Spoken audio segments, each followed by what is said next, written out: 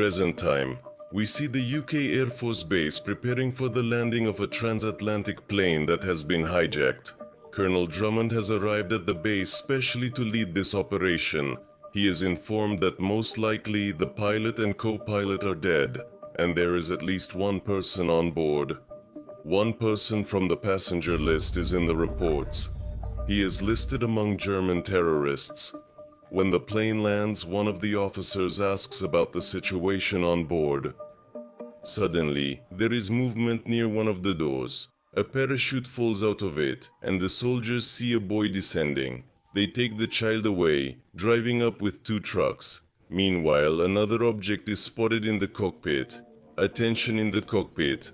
They force him to take the pilot's seat and slowly raise his hands, while the man insists he is not a terrorist and asks to be released from the plane. Later, Drummond sends his translator to talk to the boy Elias, who is being examined by a doctor, but they can't get any information because the boy is in shock. Later! A day earlier, we see a hotel room and Elias's mother, Nadia, in the bathroom getting ready for the flight. Later, she talks to her doctor in New York, where she and Elias are heading for treatment of her mysterious illness. Nadia meets Elias in the evening at the airport. They go through security, and Nadia leaves her son in the waiting room and goes to the bathroom. There, the woman drinks something from a bottle, instantly feeling relief. Then she prepares medicine and gives herself an injection. Meanwhile, Elias meets a man in the waiting room. Farid, hasn't your mom come back yet? They chat cheerfully until Elias's mother returns from the bathroom. Then they proceed to the plane and take their seats. Meanwhile, a stewardess on board asks Eidbel, one of the crew members, to take care of a nervous passenger in first class. The plane finally takes off from Germany and heads to the US. Several hours later, Nadia returns to her seat and opens a notebook, where we see a photo of her and her husband. We dive into her memories along with Nadia. She recalls a wonderful day together, which ends with them and their child stranded in the middle of nowhere at night. Her husband goes to get help, while Nadia stays with the child. Suddenly, we're back on the plane. Nadia notices commotion at the front of the plane. Eidbal tries to calm down a restless passenger. 2 air marshals approach them, and while they are talking to the passenger, Eidbal suddenly pulls out a knife and kills the second marshal, and the passenger grabs the first one. They make him say where the 3rd air marshal is, and where's the 3rd one of you. And when they find him, Eidbal and his associates brutally kill them. Bastian, one of the associates, kills the pilot. Nadia senses that something is wrong. Suddenly, a bloodied Eidbal comes out to the passengers and tells them to stay in their seats, threatening them with a gun. Berg reports that they have taken control of the plane and orders the passengers to put their hands on the seat in front of them. They reprogram the black box and turn the plane around. Elias is afraid for his mom, though she tells him not to worry, but he checks the plane's layout and tells her where she can hide from the sunlight. Quite strange, isn't it? While Kurti forces Farid to go to the nose of the plane, and Carl calms Eidbal, Elias runs away from his seat. Nadia rushes after him. Eidbal runs after and shoots Nadia in front of the boy. Elias is grabbed and placed back in his seat, and Berg uses Nadia's death to intimidate the passengers. I don't like heroes on this plane. We return again to the car, where Nadia and the baby are waiting for her husband, who went for help. After waiting a little while, she follows his trail into the woods. She ends up in an abandoned house, hoping her husband is there. But inside the house, Nadia sees blood on the floor. Suddenly, a vampire appears out of nowhere and chases her. She manages to lock herself in the basement, where she finds her dead husband. The creature tries to get in through the window and manages to bite her before a ray of sunlight kills it. Nadia wakes up on the plane, alive. She hears dogs barking in the hold and jumps down through a hatch. She drinks the blood of one of the dogs and hides behind some machinery. Yuri and Kurfis, who were coming down looking for bomb tools, heard the dog's noise. Yuri goes to check if everything is okay and finds Nadia. She attacks and kills him. At the same time, upstairs, Farid returns to the passengers and sits down next to a crying Elias. Meanwhile, Nadia starts to rapidly turn into a vampire. Feeling her fangs start to grow, she finds her medicine and is ready to inject it when she suddenly hears Berg calling Yuri, telling him that there are 10 minutes left until the jump. Nadia quickly changes her plans. She returns to Yuri, drinks his blood, accelerating her transformation. Then she goes back to the airplane cabin and finds Elias. Together they go to the cockpit and Nadia sees that the pilots are missing. So she returns and asks who can fly the plane. One of the men says he can do it, and the three of them lock themselves in the cabin. Nadia continues to transform. Meanwhile, the terrorists gear up and prepare to jump, and Berg communicates with the person who will pick them up in the ocean. 8-Ball finds a bottle of Nadia's medicine on the floor and realizes she is not dead. He and Berg return to the airplane cabin, looking for her. Nadia forces the guide to turn the plane towards the USA, turn the plane around. The hijackers notice the plane's turn. They threaten to kill the passengers one by one until Nadia opens the door and shoots a man. The next victim in line is a little girl, but before Berg can shoot, Nadia jumps out of the cockpit and attacks him, biting his neck. Bastien and the others run away in horror. The guy locks the door. She tells her son to stay in the cockpit. She goes to the bathroom and anxiously sees how far her transformation has gone. Meanwhile, 8-Ball panics and tells his accomplices that Nadia is a vampire. But Carl did not see what happened. Knowing how psychopathic 8-Ball is, he doesn't believe him. 8-Ball prepares a UV lamp to fight the vampire. Nadia administers medicine to herself in the bathroom. And there's another flashback. We return in a panic to the past and see Nadia trying to take care of baby Elias while feeding on blood herself. She pulls out her fangs so as not to harm her son. One day she returns to the house where she was bitten. There she meets her vampire father who turned her. He says they cannot control the evil inside them and that she won't be able to either, that they are all cursed. And he starts shooting at her.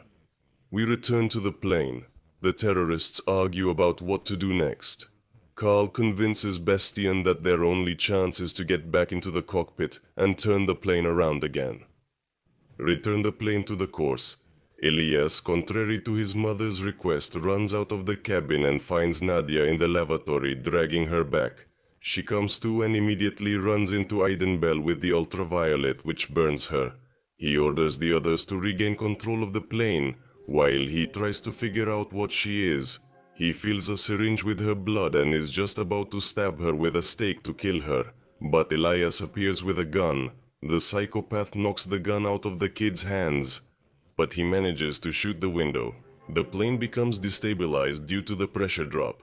Bastien tells the others they only have oxygen for 10 minutes and need to lower the plane. Nadia, who has risen again, puts an oxygen mask on Elias, hands him over to Farid, and starts chasing Adal. Meanwhile, from lack of oxygen, the guy in the cockpit loses consciousness, and the terrorists get inside. Nadia finds Adal in the cargo hold, in a bulletproof vehicle. So, no matter how much she shoots, nothing happens. She sees 8-Ball injecting himself with her blood and realizes in horror that he is beginning to transform. Nadia must stop him. She finds matches and alcohol and sets the car on fire. While 8-Ball is burning inside, she remembers the words of the old vampire. He said they cannot allow their evil to spread and must stop it. The plane finally stabilizes, but the hijackers see that there's a fire in the hold. Nadia has already dealt with the fire and is crawling back into the plane. The terrorists shoot at her. The passengers panic and rush to the front of the plane, including Farid, who is carrying Elias. In the hold, the terrorists find 8-Ball alive in the car, but he suddenly attacks Curtis, drinks his blood, and goes after the others. Nadia is forced to fight with passengers who want to kill her. Farid tries to stop them. Nadia hears other vampires in the hold and says they can't be allowed back on board, so she runs and tries to keep 8-Ball behind the door. Farid runs to help her and 8-Ball bites him. Nadia cuts off Farid's arm to stop the infection and manages to push 8-Ball and Curtis back into the hold. She returns to the passengers and finds Bastian. Farid convinces everyone that she is on their side. The three of them run to the cabin and Bastian says they urgently need to land because they are running out of fuel.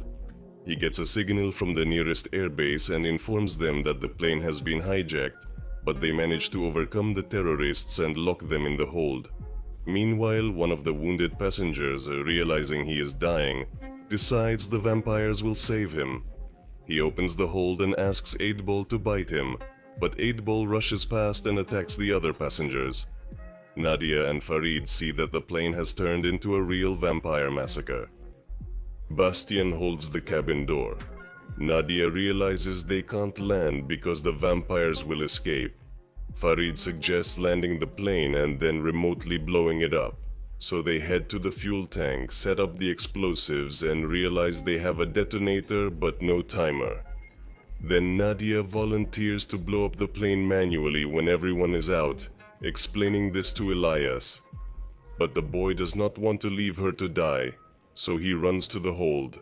To find the terrorist's timer while protecting himself with a UV lamp, vampires chase Elias, but he manages to escape. He finds the timer and begins to return to the cabin when vampires attack him, and he drops the lamp. Nadia sees what's happening from the cabin and decides to help her son.